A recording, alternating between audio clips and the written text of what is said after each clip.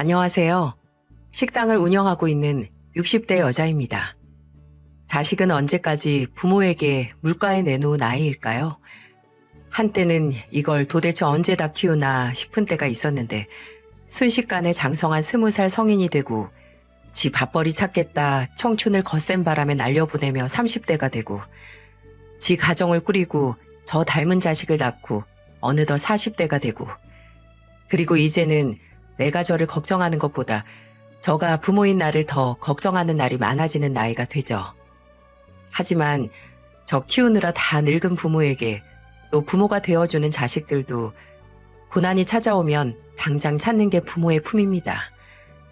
찾아갈 어머니가 있는 한 결코 완전한 어른이 되지 못한다는 말처럼 부모 노릇은 목숨이 다하는 날까지 끝나지 않는 건가 봅니다. 저는 25, 지금으로 치면 학교를 다니거나 친구들과 한창 오늘은 어디를 갈까 제잘제잘 떠드는 그 나이에 부모 노릇을 하게 됐어요. 평생 내 편이 되어줬던 남편과 일찍 결혼을 해서 그해 아들을 낳았거든요. 따지면 넘치는 것보다 부족한 게 더 많은 살림이었지만 그래도 참 행복했습니다. 아들 얼굴 들여다보며 여기는 나 닮았고 여기는 애 아빠 닮았고 또 여기는 누굴 닮았으려나 하며 시간을 보내면 하루가 금방 지나갔습니다.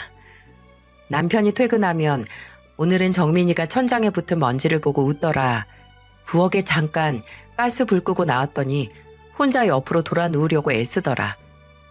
정민이가 옹알이를 하는데 아무리 봐도 나한테 무슨 얘기를 하는 것 같다라고 하루 종일 아들을 관찰했던 걸 저녁 식사 자리부터 잠들기 전까지 남편에게 말하다가 날밤을 지새기도 했죠.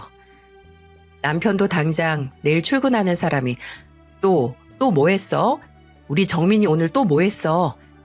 라고 피곤한 것도 있고 눈을 반짝거렸고요. 그런데 그 행복이 무너져 내렸습니다. 아들이 태어나고 단 석 달 만에 남편이 도로에서 삼중 충돌사고에 휘말려 이 세상 사람이 아니게 됐어요. 눈앞이 깜깜했죠. 제가 남편의 죽음을 머리로 이해하기도 전에 저는 태어난 지 1년도 안 된 갓난애를 안고 남편의 영정사진 앞에 서야 했습니다.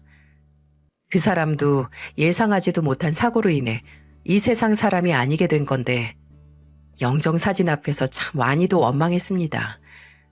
이렇게 나만 두고 가면 이렇게 정민이랑 나 둘만 두고 가면 어떻게 사냐고요. 차라리 우리도 데려가라고 이렇게 두고 가지 말고 제발 데려가라고 울다가 문득 울고 있는 저를 빤히 쳐다보는 어린 아들을 보고 정신이 돌아오더라고요. 지금 가면 아직 세상에 뭐가 있나 구경도 다 못한 우리 아들 불쌍해서 어쩌냐고요. 이제는 꿈에서조차 만나기 어려운 남편을 가슴에 채 묻기도 전에 저는 이 세상에 단 둘이 남은 아들과 함께 혹독한 현실을 살아가야 했어요. 당장 먹고 사는 게 우선이었던 저는 처음에는 정말 안 해본 일이 없을 정도였어요. 건물 청소에 신문 배달에 식당 뒤에서 불판도 닦아보고 전단지 배포 일도 했었어요. 그렇게 일해도 솔직히 버는 돈이 많지 않았지만 아들의 분유값과 기저귀 값은 걱정 없어서 다행이라는 생각에 감사한 마음으로 일했죠. 마땅한 재주도 기대할 구석도 없는 제가 이렇게 해서라도 돈을 벌 수 있었으니까요. 그리고 그러다가 귀인을 만나게 됐는데요. 저에겐 동화 속 요정 할머니처럼 저를 현실에서 구제해준 고마운 분이 계셨습니다. 바로 강씨 이모님이었어요. 진짜 제 친이모님은 아니었고 여기저기서 일하다가 만나게 된 인연인데 이모님은 홀로 아이를 돌보는 저를 딱하게 생각해서 노점상을 차리게 도와주셨어요. 리어카 하나마나 노점상에서 저는 처음에는 양말이나 내복을 떼어다 팔다가 나중에는 거기서 아침에는 김밥과 주먹밥 같은 아침 식사를 팔고 저녁에는 어묵이나 우동을 팔기 시작했습니다. 여름에는 덥고 겨울에는 추운 만큼 힘든 일이었지만 그래도 청소나 배달, 식당, 잡일을 하던 때보다 확실히 돈은 더 벌었어요. 아마 강씨 이모님이 안 계셨다면 저와 아들은 난방도 하나 안 되는 쪽방촌에서 벗어나지도 못하고 아니, 아마 제대로 살아갈 수 없었을 겁니다. 그 노점상을 시작하고 7년 만에 저는 작은 식당을 열 수 있었는데 테이블이 5개뿐인 작은 백반집이었지만 그 식당이 그리 자랑스러울 수 없더라고요. 하루 벌어 하루 먹던 생활에서 하루 벌어 2, 3일 사는 정도로 그전보다 많이 다르지 않긴 했지만 말입니다. 식당을 열긴 했지만 도무지 녹록해지지 않은 인생에서 저를 버티게 한 건 단연코 제 아들이었습니다. 저녁 늦게까지 손이 부르트도록 반찬 만들어 채워놓고 마감을 한 뒤에 집에 들어오면 아들은 내복바람으로 집 밖까지 저를 마중 나와 있었어요. 몸에는 담요 하나 딸랑 걸치고 인형을 꼭 안은 채 문 밖에 쪼그려 앉아서 그 어두운 곳에서 저를 기다렸어요.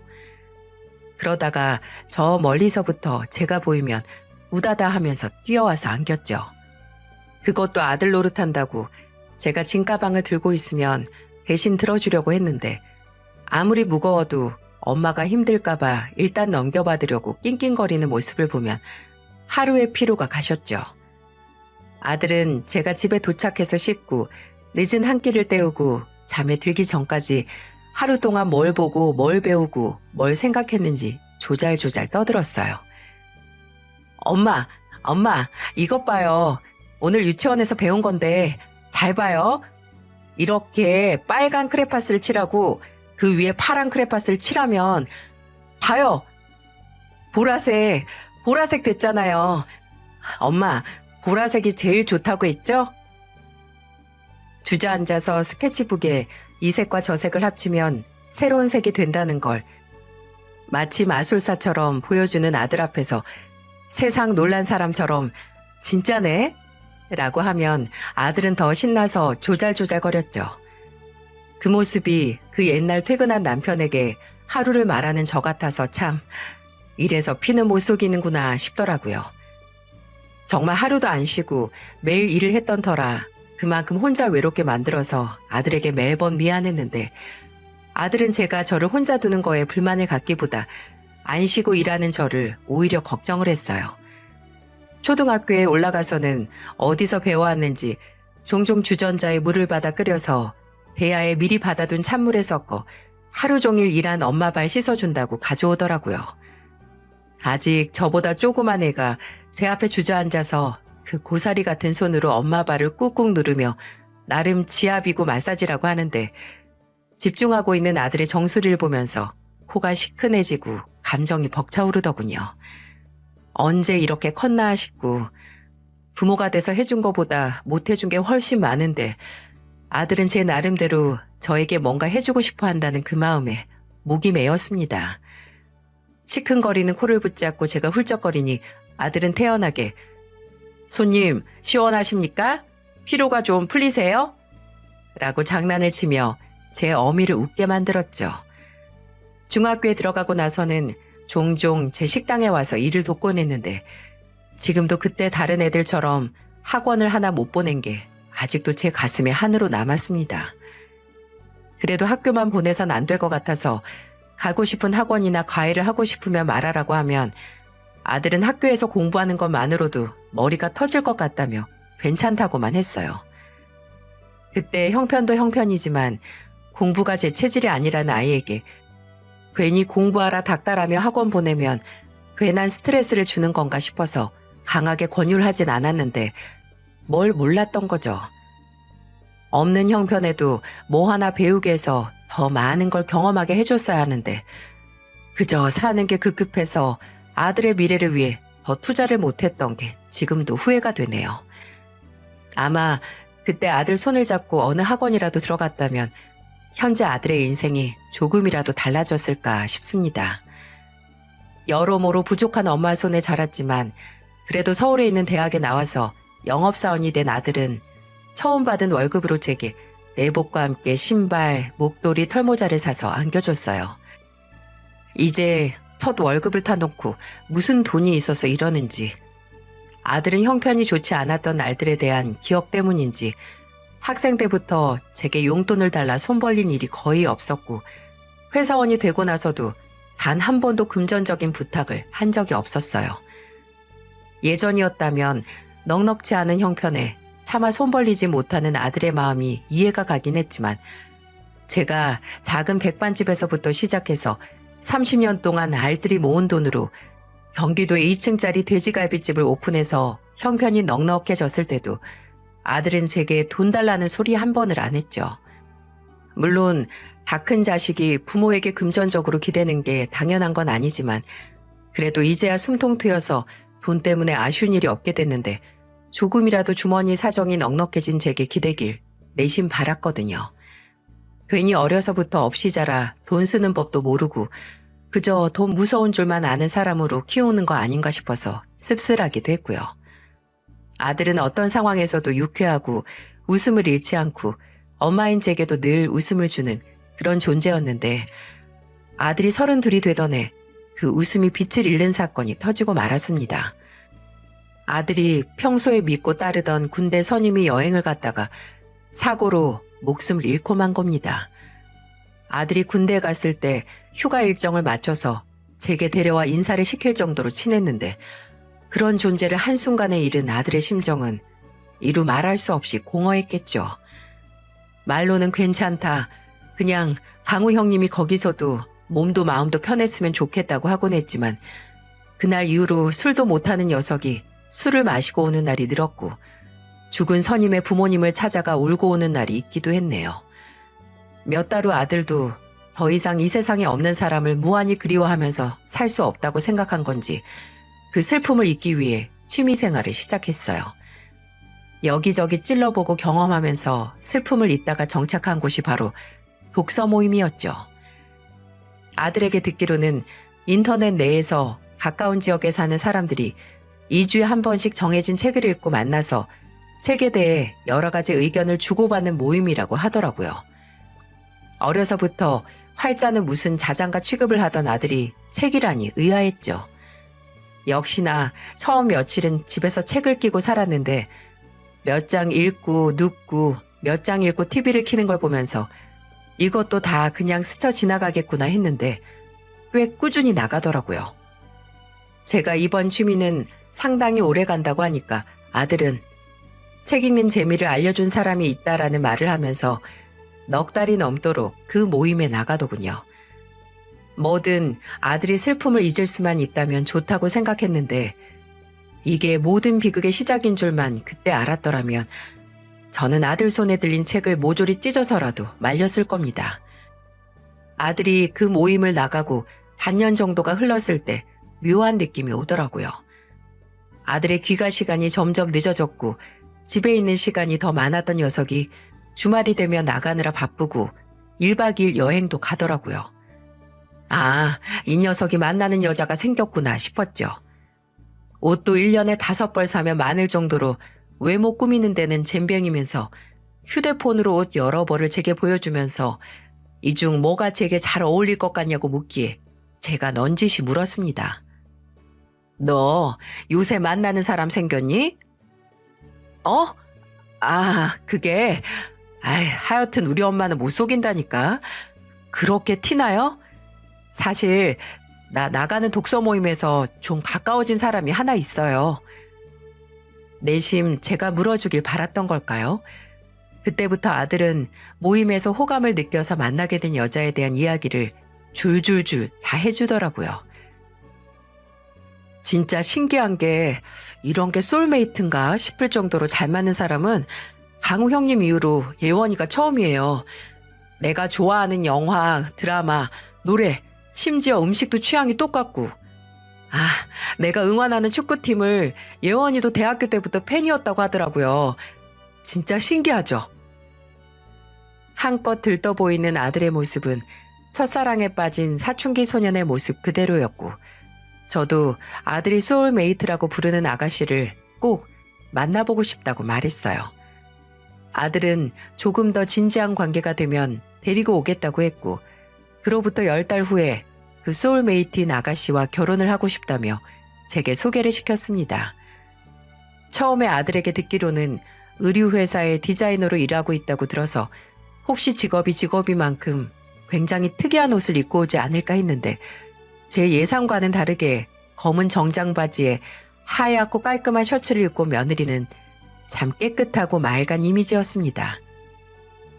안녕하세요. 주예원이라고 합니다.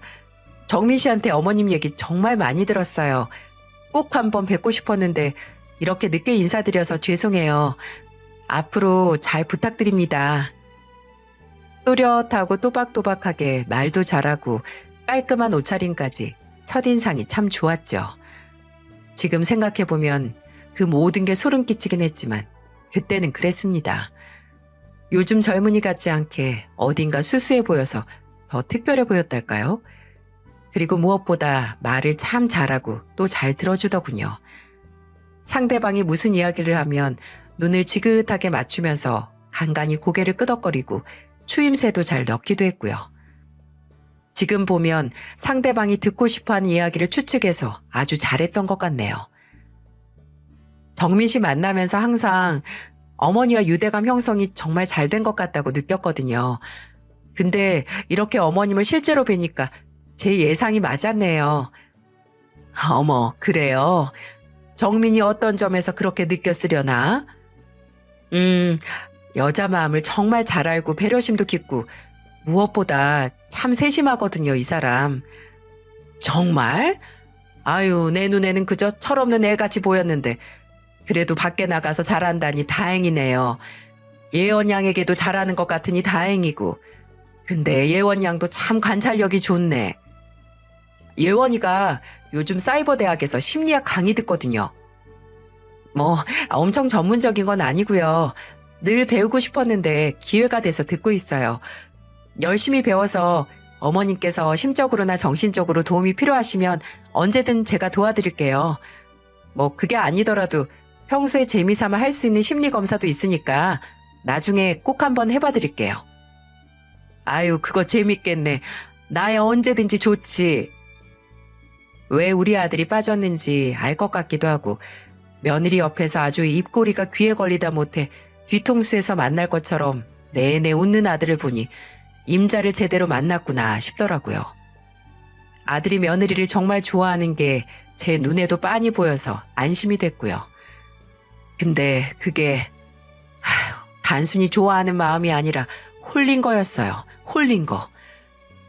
며느리와의 첫 만남 후 제게서 가능한 상견례 날짜를 알아간 며느리는 본인 부모님과 상의 후에 날을 잡았고 그렇게 만난 사부인과 사돈어른은 정말 놀랍도록 젊어 보이더군요.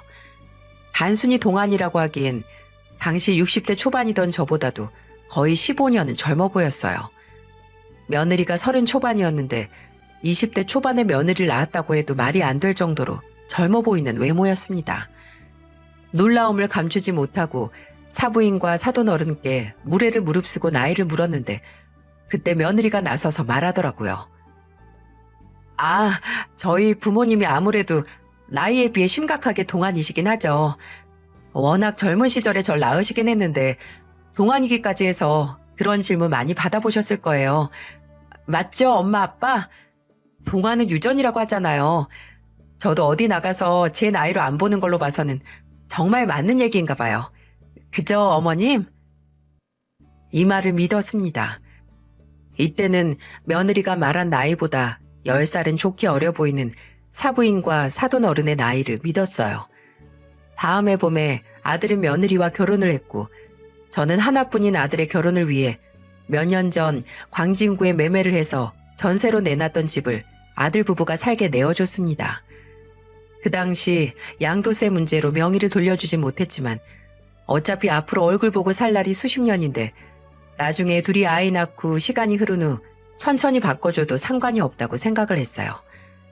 정말 단순하고 당연하게 생각해서 결정한 일이었는데 이 결정이 제게 있어서 수많은 잘 내린 결정들 중에 한영코 신의 한 수와 같던 결정이었던 걸 이때는 전혀 몰랐었네요. 아들은 결혼을 하고 나서도 저를 자주 찾아왔는데 며느리도 늘 함께였어요. 행여 며느리가 며느리 노릇한다고 아들을 따라 제 집에 오는 건 아닌가 해서 아들에게는 오고 싶으면 괜히 며느리 데려오지 말고 쉬거나 자기 일 하게 하라고 했고 며느리에게도 괜히 눈치 볼 거 없이 아들을 쫓아올 필요 없다고 했거든요. 근데 며느리는 오히려 본인이 오고 싶어서 오는 거라고 걱정 말라고 웃으면서 말하더라고요.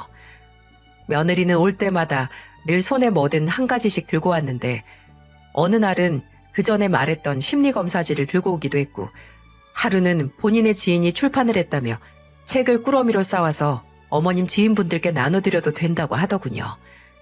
늘 검사지든 책이든 저와 할 거리를 가져오는 며느리가 시어머니인 저와 함께 뭐든 하기 위해 노력하는 것 같아서 그렇게 예뻐 보였는데 지금은 도리어 그 기억에 소름이 끼칩니다. 모든 게 어긋났다, 뭔가 잘못되고 있다라는 걸 눈치챈 건 며느리가 결혼하고 석 달 만에 임신을 하고 난 후였습니다. 생각보다 이른 임신 소식에 어안이 벙벙하면서도 너무 기뻤는데 아들은 제게 며느리의 초음파 사진을 보여주며 말했어요. 엄마, 저 지금 실감이 안 나요. 제가 진짜 아빠가 된다는데 이거 꿈 아니죠? 진짜 너무 좋다. 엄마 가슴 아플까봐 말 안 했었는데 제 기억에는 아버지에 대한 기억이 단 하나도 없어서 늘 제가 좋은 아빠가 될 수 있을까 싶었거든요. 보고 자라온 아버지가 없어서 나중에 자식을 낳으면 어떻게 해야 하나 걱정했고요. 근데 아버지에 대한 기억이 없는 게 무슨 문제예요. 저한테는 아버지 못까지 절 사랑해준 이렇게 대단한 우리 엄마가 계시는데 그래서 그런지 막상 제가 아빠가 된다고 하니까 괜히 잘할 수 있을 것 같고 이렇게 아직 초음파 사진으로밖에 못 만났지만 내 딸 어쩌면 아들일 수도 있는 아이한테 최고의 아빠가 돼줄 수 있을 것 같아요. 감정이 벅차올라 끝내 눈물을 흘린 아들을 저는 꼭 안아주었습니다. 그치, 누구 아들인데 그런 걱정을 했어 라고 하며 등을 토닥토닥 두들겨줬죠. 아들과 며느리는 그렇게 부모가 되어가는 준비를 했고 그 과정에서 안 하던 부탁까지 아들이 하게 됐어요. 며느리 임신 소식을 듣고 2달 정도 지났을 때 아들이 제게 300만 원을 빌려줄 수 있냐고 묻는 게 아니겠어요? 아마 그게 아들이 먼저 제게 금전적으로 처음 손을 벌렸던 걸 겁니다. 아들은 며느리가 임신 때문에 회사에서 조기 퇴사를 당했고 앞으로 아이가 생기면 이래저래 돈 나갈 일이 많을 것 같다고 고개를 푹 숙이고 말하더라고요. 이제 아이 용품도 사야 하고 아이 방도 기본적인 건 둬야 하고 돈 나갈 때가 생각보다 많네요. 엄마한테 이런 부탁하는 게 너무 죄송하고 이제 아빠 된다는 놈이 엄마 돈으로 자식 물건 살 생각한다고 한심하게 생각하실 수 있는데 죄송해요 엄마. 딱 한 번 부탁드릴게요. 저는 오히려 잘 말했다고 이제 곧 태어날 손주한테 들어갈 돈인데 뭐가 어렵겠냐고 흔쾌히 돈을 내어줬죠. 어쩌면 한 번도 안 그러던 아들이 제게 의지하는 모습을 보고 조금은 부모로서 안심도 되고 반대로 걱정도 되는 마음이 있었던 것 같네요. 근데 사람이 안 하던 짓을 갑자기 하면 정말 큰일이 난 거라고 하잖아요. 어쩌면 그게 비극의 전조 증상은 아니었나 싶습니다. 며느리가 임신을 하고 필연하게 아들 내외와 멀어질 거라고 예상은 했습니다. 당연히 며느리는 몸이 점점 무거워지니 밖으로 나오는 시간이 점점 줄어들었을 테니까요. 부모가 되기 전 준비할 것도 많고 저들도 저들만의 생활이 있으니 점점 얼굴 보는 날이 적어지는 건 당연하다고 생각했는데 아무리 그래도 최소한 2주에 한 번 찾아와서 저랑 식사를 하고 3일에 한 번 전화해서 식사는 했냐고 안부 연락을 하던 아들이 2달에 한 번 얼굴 보는 것도 불가능하고 전화도 한 달에 한 번 어렵게 닿아도 2분도 채 받지 않고 끊는 게 맞는 건가요? 아무리 아들이 결혼을 하고 며느리가 출산을 앞둬서 이제 아들은 아들 인생대로 길을 찾아가는 거긴 하지만 갑작스러운 변화에 적응하기가 쉽지 않더라고요. 처음에는 그래 무소식이 희소식이다 라고 생각하며 어련히 잘 살고 있겠지라고 저도 제 일상을 살았는데 어쩌다 한 번씩 전화하면 부재중으로 남는 전화만 5건이 넘고 어쩌다 언감생심 아들이 전화를 받아도 얼마 안 가서 엄마 저 지금 바빠서 일단 끊고 다시 연락드릴게요 라거나 엄마 예원이가 불러서 끊을게요 라고 바로 통화가 종료되니 갑자기 이럴 수가 있나 싶더라고요. 결혼이 많은 걸 바꾼다지만 내 아들마저 이렇게 다른 사람 마냥 바꾸는구나 하는 생각에 괜히 허무하고 공허하고 또 두려웠습니다. 이렇게 아들이 떠나고 나는 혼자 남겠구나 하고 고립되어 가는 것 같았어요. 그렇게 연락 자체가 뜸해지고 며느리가 출산을 한 달쯤 앞뒀을 때 아들과 아예 연락이 끊기고 말았습니다. 그때가 아들이 결혼하고 나서 1년 정도가 됐을 때였죠. 처음에는 또 전화를 안 받는구나 싶어서 그래 알아서 해라 라고 저도 저대로 빈정이 상해 연락을 안 했는데 아무리 그래도 이제 곧 손주가 태어나는데 이건 아니다 싶어서 계속해서 연락을 하게 됐고 나중에는 아예 집에도 찾아갔어요. 그런데 주말에 아들네 집에 사람의 온기라곤 찾아볼 수 없는 겁니다. 마치 오랫동안 집을 비운 것처럼 거실 소파에까지 먼지가 뽀얗게 앉아있는데 이게 웬일인가 싶더라고요. 아파트 경비실에 물으니 그 집 부부 안 본 지 좀 되었다고 하고 설마 두 사람에게 무슨 일이 생겼나 싶어서 밤에 잠을 못 잤습니다. 혹시 며느리가 임신 때문에 무슨 일이 생겼나 가슴이 철렁해서 며느리가 다닌다는 산부인과에 갔는데 초반에만 진료를 받고 그 병원에 안 온 지 몇 달 됐다는 거예요. 심지어 사부인 사돈 어른까지 연락이 안 되는데 마치 끔찍하고 깨어날 수 없는 악몽을 꾸는 것 같았습니다. 더 충격적인 건 아들과 연락이 끊기고 20일 정도 지나 답답해서 찾아간 아들의 회사에서 아들이 몇 달 전 무단 퇴사를 했다는 말을 들었다는 거예요. 미치겠더라고요. 하늘로 솟았나 땅으로 꺼졌나. 어찌 이리 아들과 며느리를 본 사람이 세상 천지에 없을 수 있나요? 뜬 눈으로 잠을 지새우고 식당에도 못 나가고 있는데 드디어 연락이 완전히 끊기고 50일 정도 흘렀을 때 아들의 번호로 문자가 왔습니다. 문자에는 동물 그림이 그려진 포대기에 쌓인 아기의 사진이 첨부되어 있었죠. 어머니, 저 잘 지내고 있어요. 아이도 태어났습니다. 일찍 연락 못 드려서 정말 죄송해요. 예원이가 출산을 앞두고 몸이 많이 안 좋아져서 공기 좋은 곳에서 요양하면서 아이를 낳았는데 정신도 없고 경황도 없어서 이제야 연락드리네요. 근데 출산 후에도 예원이 몸 상태가 좀처럼 회복되지 않아서 예원이 곁을 지켜야 했고 아이도 돌봐야 해서 회사도 그만뒀습니다. 그래서 말인데 결혼하고 나서 시간 지나면 저희 공동 명의로 돌려주겠다고 한 약속 지켜주셨으면 좋겠어요. 저도 이제 한 가정의 가장인데 언제까지 어머니 명의로 된 곳에서 살아야겠어요. 명의 돌려주시면 다시 돌아갈 테니까 준비되시면 연락 다시 주세요. 이 문자를 읽고 또 읽을수록 참 이상하다는 생각이 커지더라고요. 아무리 봐도 제 아들이 보낸 게 아닌 것 같았습니다. 물론 이제라도 아들과 연락이 닿아서 조금 안심이 되긴 했지만 왜 지금 살지도 않고 방치하는 아파트 명의를 돌려달라는 건지 며느리는 어디가 아프고 왜 이제야 연락을 한 건지 의문투성이었죠. 모든 게 의아하기만 한 그 문제에 저는 일단 만나서 이야기하자고 했습니다. 명의를 이전한다고 해도 일단 만나서 같이 부동산에 가든 해야 할 거 아니냐고 하면서 말이죠. 근데 이 문자를 보내고 나서 또다시 연락이 뚝 끊긴 겁니다. 도저히 참을 수 없어서 저는 그날 경찰서에 가서 아들과 며느리 그리고 태어났다는 손녀의 실종 수사를 의뢰했습니다. 근데 돌아오는 답변은 실망스럽다 못해 절망스러웠어요. 일단 아드님이 성인이시고 그리고 어쨌든 지금 연락이 되긴 하는 거잖아요. 이러면 수사 진행이 어려워요. 뭐든 신변에 문제가 생겼다는 뚜렷한 증거가 있어야 저희도 사람을 찾죠. 그리고 이 나이대 남자들 사기를 당한 거든 빚더미 오르든 해서 가족들 데리고 잠적하는 경우 파다합니다. 아드님이 문자로 돈 얘기했잖아요. 그런 경우에는 적으면 1, 2년 안에 돌아오고요. 걱정 마시고 일단 연락 끊기지 않게 계속 문자 보내시고 전화하면서 지켜보세요. 네? 이제는 전문적인 도움도 받지 못하고 이렇게 손 놓고 아들을 기다려야만 하는 상황이 됐습니다.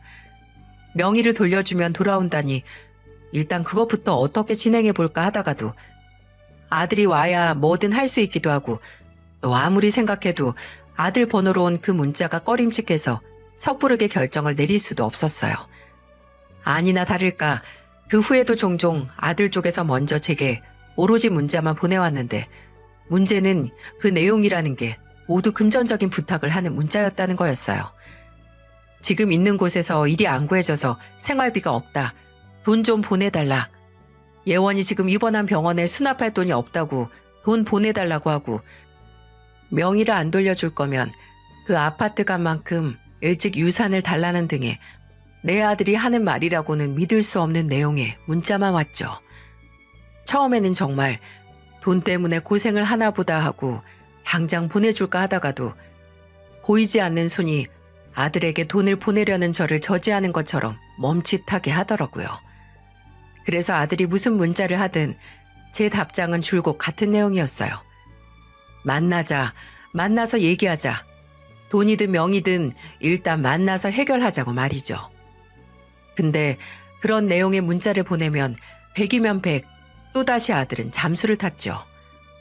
이제는 내가 거의 달에 한 번씩 문자를 하는 상대방이 정말 내 아들인지 심각하게 의문이 들기 시작했어요.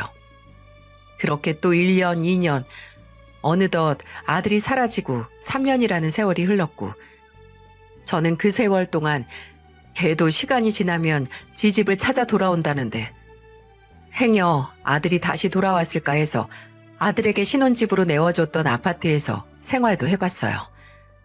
또 그 동네를 정처 없이 거닐며 아들과 며느리의 사진을 사람들에게 보여주면서 어떻게든 아들네를 찾기 위해 이리저리 다녔습니다.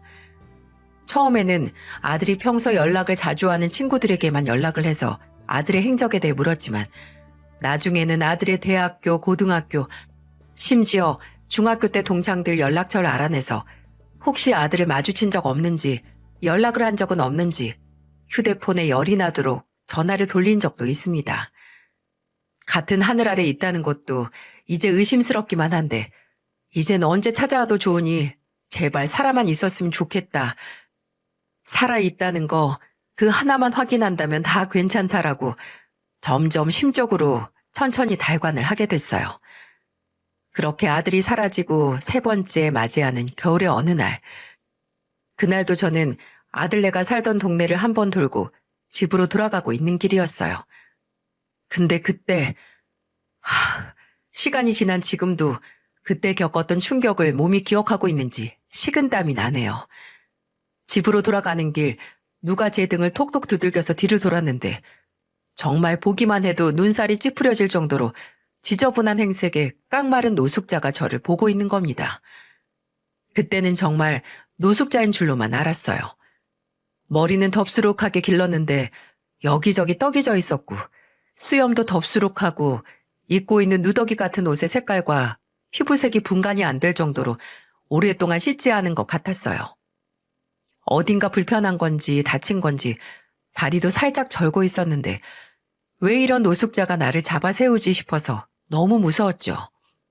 무슨 해코지를 하는 거 아닌가 해서 슬슬 뒷걸음질을 치며 경계를 하고 있었는데 노숙자의 부르튼 입술 사이로 나올 수 없는 단어 하나가 쇳소리 마냥 튀어나왔습니다. 엄마, 엄마, 엄마, 엄마. 이게 대체 무슨 소린가요?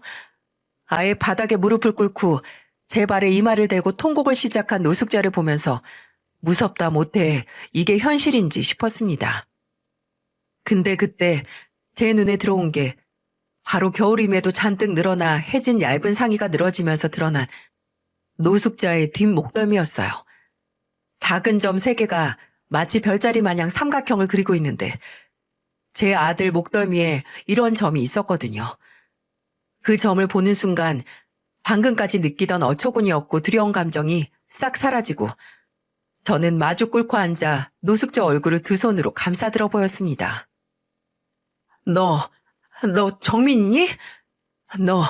너 정말 내 아들 맞아? 너 정민이 맞냐고? 그 지저분한 얼굴을 손바닥으로 쓸며 물으니 그 얼굴이 더욱 일그러지더니 울음소리가 가슴속을 울릴 정도로 커지더라고요. 대낮에 저를 붙잡은 그 노숙자가 3년 전 불현듯 연락이 끊기고 사라진 제 아들 정민이었던 거예요. 마지막으로 봤을 때는 170 중반의 키에 70kg에 가까운 몸이었는데 이제는 50kg도 안 되게 말라 보이는 그 모습에 입술이 바들바들 떨렸습니다. 당장 그 자리에서 물어볼 말만 수백 수천 개였지만 일단 아들을 집으로 데리고 들어가는 게 우선인 것 같아 다리를 살짝 저는 아들을 부축해서 집으로 올라갔어요. 계속 그 남루한 행색의 아들을 보고 있으면 할 말도 못하고 눈물만 더 날 것 같아서 일단 씻으라고 들여보내고 때를 벗고 나온 아들의 몸은 그야말로 아수라장. 여기저기 언제 생긴지 모르는 멍들이 수십 개 있었고 어떤 건 마치 피부가 괴사한 것처럼 새카맣더라고요. 밥상을 먼저 차려줬습니다. 마치 몇 주는 굶은 사람처럼 15분 만에 밥 2공기를 비우는데 워낙 속이 비어있던 시간이 길었는지 얼마 안 가 다 개워내더라고요. 변기를 붙잡고 토하는 아들의 등을 쓸어내리며 다시 한번 서럽게 울고 미음을 끓여 배를 추리게 한 뒤 조금 진정된 아들에게 그간 대체 무슨 일이 있었는지 물었어요. 근데 차마 말할 수 없을 정도로 끔찍한 일이 있던 걸까요? 아들은 제가 살며시 손을 붙잡자마자 마치 전기가 오른 사람처럼 파드득하며 떨더니 바닥에 주저앉아서 머리통을 감싸 누워 발작하듯 같은 말만 되풀이했어요. 잘못했어요. 살려주세요. 엄마 살려주세요. 살려주세요. 저는 그런 아들에게 차마 닿지도 못하고 아들 앞에 주저앉아서 가슴을 치면서 울었어요. 그때는 자초지종을 듣는 게 우선이 아니라 아들의 몸과 마음을 치유하는 게 우선이었어요. 일단 다리를 저니까 정형외과에 데려가고 그 후에는 정신과에 가서 아들의 상태를 확인하고 상담 치료를 시작했어요. 혹시나 나중에 아들이 누군가에게라도 당한 가혹행위를 입증하기 위해 진단서를 확실히 끊기도 했고요. 아들에게는 끔찍한 사건을 겪었을 때 나오는 외상 후 스트레스 장애 진단이 내려졌고 아들은 꾸준한 상담과 약물 치료로 조금씩 제게 그리고 세상에 마음을 열기 시작했어요.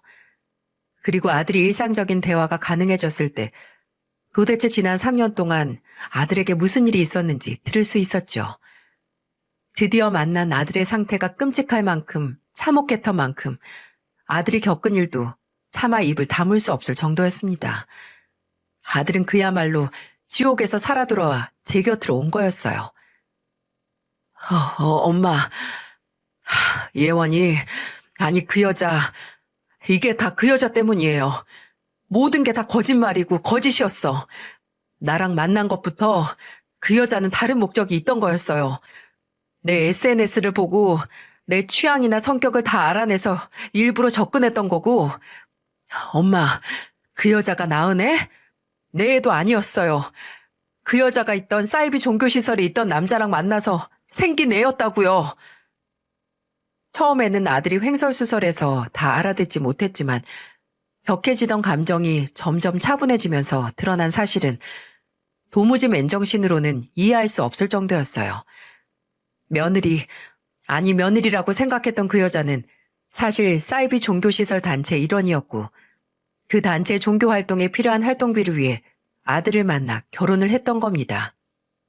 결혼하고 나서 초반에는 친정이 어렵다는 말로 아들에게 돈을 가져갔는데 그게 액수가 점점 쌓여서 아들도 어느 순간 대출까지 받아서 그 여자에게 줬다고 하더군요. 정말 뭐에 홀린 것처럼 돈을 퍼주고 있었다고. 그러다가 제게도 돈을 빌리러 갔는데 그 후에는 차마 저에게 더 돈을 달라고 할 수 없어서 일부러 제게 찾아오지 않았다는 거예요. 그 여자가 만삭이 됐을 때쯤 그 여자는 본격적인 포섭을 위해 아들을 본인이 다니는 종교단체에 데리고 갔는데 가보니까 그 전에 그 여자의 친구들이라고 다 같이 만나던 사람들이 거기 다 있었다는 겁니다.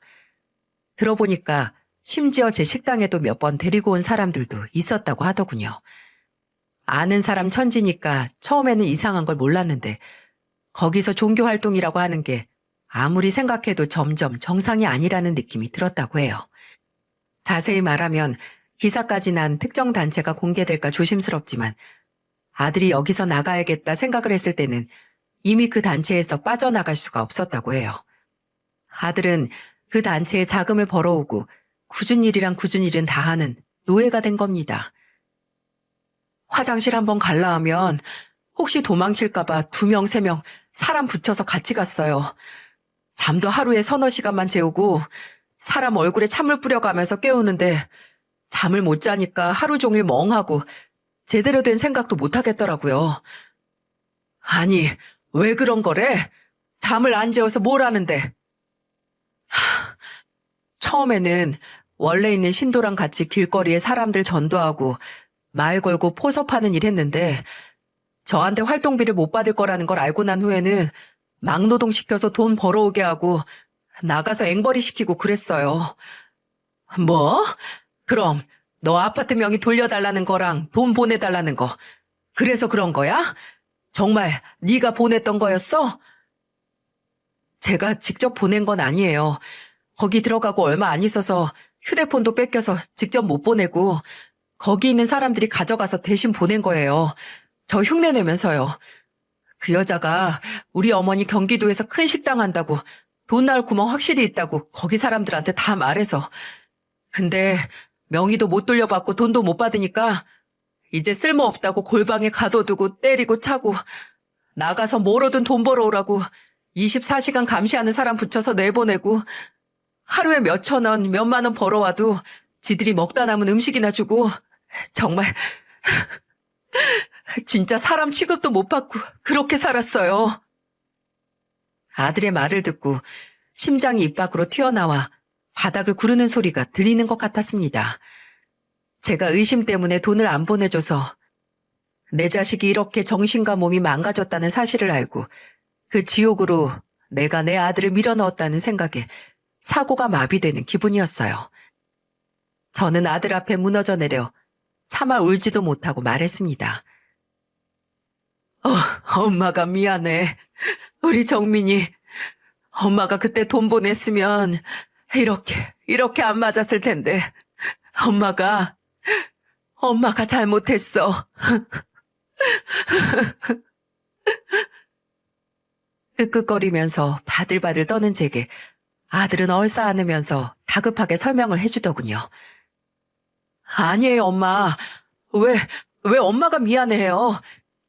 나는 엄마가 아파트 명의도 안 바꾸고 돈도 안 보내길 바랬어요. 그거 보냈으면 나뿐만 아니라 엄마도 지금껏 피땀 흘려 번 돈 다 날렸던 거야.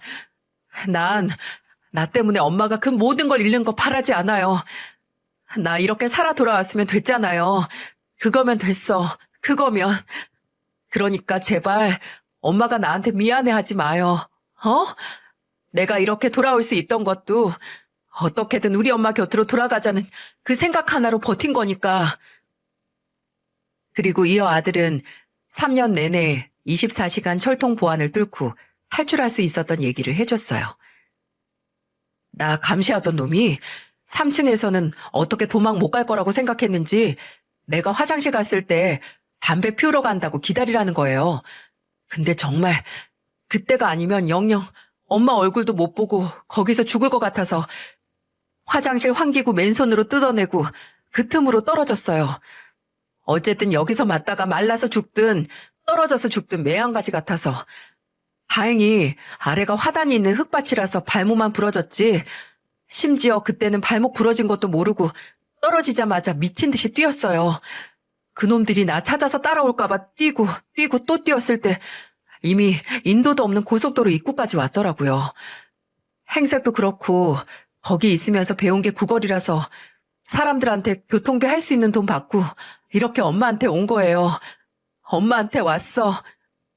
정말 죽어서도 거기 묻힐 것 같았는데 이렇게 엄마한테 왔어. 아들은 마치 대여섯 살 어린 시절로 돌아간 것처럼 제 품에 안겨서 그렇게 오랫동안 울었습니다. 그 지옥이 내 아들을 어린아이로 퇴행시킨 거예요. 자식을 망가뜨린 족속들을 그대로 둘 수 없었고 또 다른 어떤 자식들이 내 자식처럼 피해자가 되는 걸 막기 위해 경찰에 바로 신고를 했죠. 다행히 아들이 그 사이비 종교단체가 있는 시설 위치를 기억하고 있었고 며칠에 걸쳐 경찰에 진술을 하고 사실 입증을 따졌어요. 그리고 드디어 경찰은 아들의 신고로 그 단체에 쳐들어가 압수수색을 했습니다. 놀라운 건 거기서 제 아들뿐만이 아니라 같은 가혹행위를 당한 피해자가 4명이나 더 있었다는 거예요. 그중 1명은 지체장애가 있는 사람이었고 그 사람들도 아들처럼 나가서 구걸을 하고 명의를 빼앗겨 대출을 받아 그 단체에 단물을 쏙쏙 빼앗기고 있었던 거죠. 그 안에서 붙잡힌 사람들끼리 마주치면 작당을 해서 탈주를 할까 내부에서 마주치지도 않게 했기에 본인 말고도 다른 붙잡힌 사람이 있었다는 사실에 아들도 충격을 받았습니다. 아들을 붙잡고 폭행을 하고 금품을 갈취한 신도들과 그 지옥으로 아들을 끌어들였던 그 여자를 포함해서 그곳에 있던 소위 신도들 수십 명이 구속돼서 감금과 폭행, 공갈 등의 혐의로 입건돼 지금도 형을 살고 있습니다. 이건 인터넷 기사로도 한 번 떴을 정도로 세간에 큰 충격을 준 사건이었죠. 아들은 행여 또다시 잡혀 들어가지 않을까 하는 생각에 잠시나마 신고를 주저했던 자신이 부끄럽다고 용기를 내서 다른 사람들의 믿음을 이용하고 재물 삼아 이득을 취하는 파렴치한 인간들을 잡아 죗값을 치를 수 있어서 다행이라고 했어요. 그리고 가해자들을 고발한 것만으로도 너덜너덜해졌던 아들의 마음이 조금 더 치유가 된 것 같았습니다. 아들은 아직 완벽하게 예전과 같은 생활로는 돌아오지 못했어요. 물론 많이 나아지기도 하고 아들도 많이 노력하고 있지만 지금도 꾸준히 정신과 치료를 받고 있죠. 가끔씩 제 식당에 같이 나가서 서빙 같은 일을 도우면서 조금이라도 사람들과 소통하고 마주치는 연습을 하지만 사람이 많이 몰리는 시간이면 좀 힘들어 하더라고요. 급하게 먹으면 체하는 것처럼 억지로 꾸역꾸역 예전으로 돌아가려는 것보다 충분히 시간을 갖고 아들의 회복을 기다려야겠죠. 제가 여기에 사연을 보내겠다고 하니 아들은 듣는 사람들이 많은 만큼 자신도 꼭 하고 싶다는 얘기가 있다고 하는데요. 일종의 경험에서 우러나오는 충고이지요. 하나는 절대 SNS에 개인의 신상을 자세히 올리지 말라고 하더군요.